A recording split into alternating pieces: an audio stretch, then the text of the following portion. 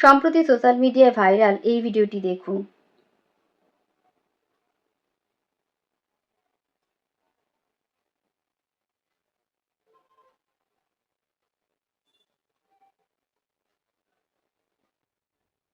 ভিডিওটিতে অসুস্থ ব্যক্তি বিজেশ সোলাঙ্কি, যিনি একজন কবাডি প্লেয়ার, সদ্য গত হয়েছেন রেবিস বা জলাতঙ্কে আক্রান্ত হয়ে।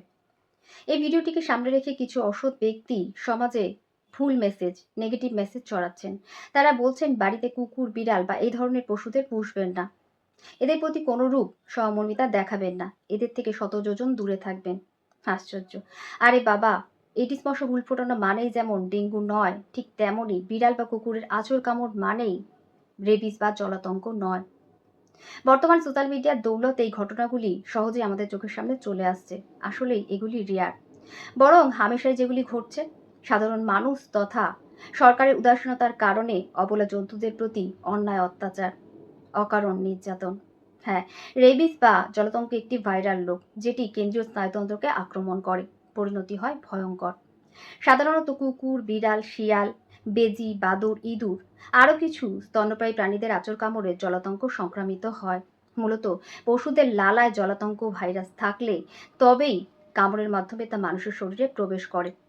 তবে শুরুতে ভ্যাকসিন বা প্রতিষেধক নিলে জলাতঙ্ক হওয়ার সম্ভাবনা প্রায় থাকে না। প্যান্ডামিক সিচুয়েশনে কিছু ব্যক্তিরা নিজেদের পোষ্যদের বাড়ির বাইরে বের করে দিয়েছেন, বিশেষত কুকুরদের।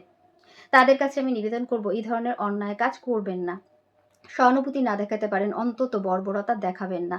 একটি পোষ্যের কাছে বাইরের পরিবেশ কখনোই অনুকূল নয়। তাদের অকারণে মৃত্যুর মুখে ঠেলে দেবেন না। গুরুতর অসুস্থ হলে, প্রপার ট্রিটমেন্ট না পেলে কিংবা বাইরে জলাতঙ্ক আক্রান্ত পশুদের থেকে বাড়ির পোষ্যদের শরীরে জলাতঙ্ক বা রেবিস ভাইরাস বাসা বাঁধে। এক্ষেত্রে ভ্যাকসিন দ্বারা তাদের সুস্থ করা সম্ভব। অযথা আতঙ্কিত হবেন না, ভয় পাবেন না।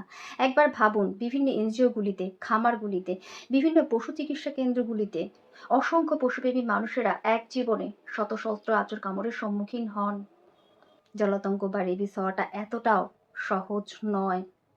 বিষ তো আমাদের মানুষদের দাঁতে নখেও আছে। ভুল ধারণার বশবর্তী হবেন না। নিজে বাঁচুন, ওদেরকেও বাঁচতে দিন।